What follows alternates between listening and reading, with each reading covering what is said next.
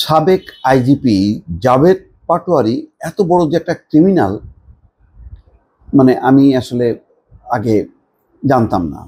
এই অপ্রকাশিত অধ্যায়গুলো এখন উন্মোচন করছেন চৌধুরী আব্দুল্লাহ আল মামুন, যিনি এখন রাজসাক্ষী হয়েছেন।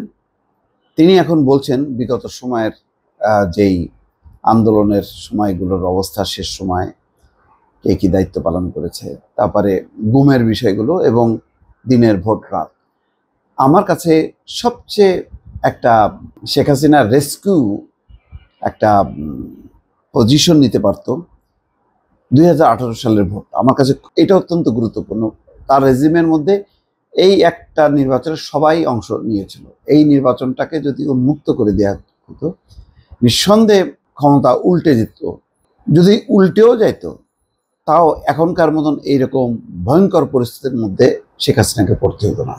আর হয়তো ক্ষমতায় থাকার কারণে কিছু তো সুবিধা আছে, সেই সুবিধার বিনিময়ে ক্ষমতায় যদি টিকে যেতেন, তাহলে একটা স্ট্রং অপোজিশন হতো, প্রকৃত অপোজিশন হিসাবে চলে আসতো বিএনপি, জামাত বা অন্যরা। কারণ তখন অলরেডি কোণঠাসা, জামাতের নিবন্ধন ছিল না, জামাত তখন ধানের শীষ নিয়ে ইলেকশন করতে বাধ্য হয়েছে। তারপরে একটা ভালো নির্বাচন হতে পারতো, কিন্তু ওইটারও গলা টিপে শেষ করছে। ক্ষমতায় থাকার যে উদগ্র নেশা, সেই নেশাই শেখ হাসিনাকে শেষ করে ফেলছে। দেখেন, জাভেদ পাটোয়ারি বলল যে রাতের বেলায় 50% ভোট বাক্সের মধ্যে ঢুকায় রাখতে, ব্যাস উনিও রাজি হয়ে গেল। কারণ জানতো যে প্রকৃত ভোট হলে তার জেতার কোনো সম্ভাবনা নেই। মাঠ পর্যায়ে সরকারের পক্ষ থেকে এই বিষয়ে রাতে ব্যালট বাক্স ভোট দেওয়ার ব্যাপারে নির্দেশনা দেওয়া হয়। রাজনৈতিক নেতাদের সহযোগিতায় এবং উদ্যোগে জেলা প্রশাসন, ডিসি, ইউনো, এসিল্যান্ড, এসপি এবং থানার ওসিগণ মুখ্য ভূমিকা পালন করেন।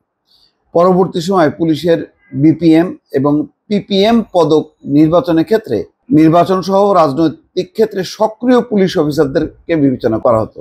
অর্থাৎ তার এই অবৈধ কর্মকাণ্ডকে যারা খুব ত্বরান্বিত করছে সাহসিকতার সাথে, তাদেরকে পুরস্কার দেওয়া হতো। বোঝেন এই পুরস্কারের কত অমর্যাদা।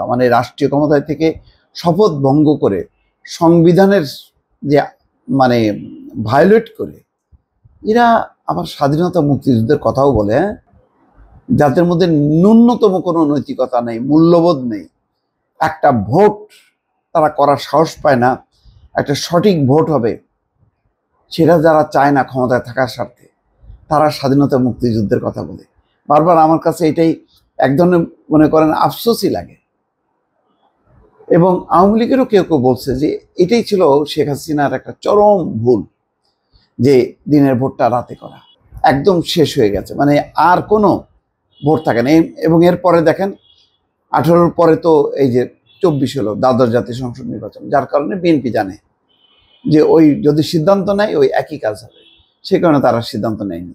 এমনকি আস্তে আস্তে সমস্ত তৃণমূল পর্যায়ে যে স্থানীয় সরকার নির্বাচন, সেগুলোও তারা বয়কট করলো, কারণ লাভ নেই। কারণ ততদিনে রীতিমতো নির্বাচনের ব্যবস্থা শেষ। কোনো ছোটোখাটো সমিতির, ইভেন দেখেন সুপ্রিম কোর্টের নির্বাচনটা একটা ভালো নির্বাচন হতো, ওটাও পর্যন্ত শেষ হয়ে গেল। কারণ আপনার মূল জায়গায় আপনার যখন তছনছ হয়ে যায়, তখন আর অন্য কোনো কিছু আর সক্রিয় থাকে না।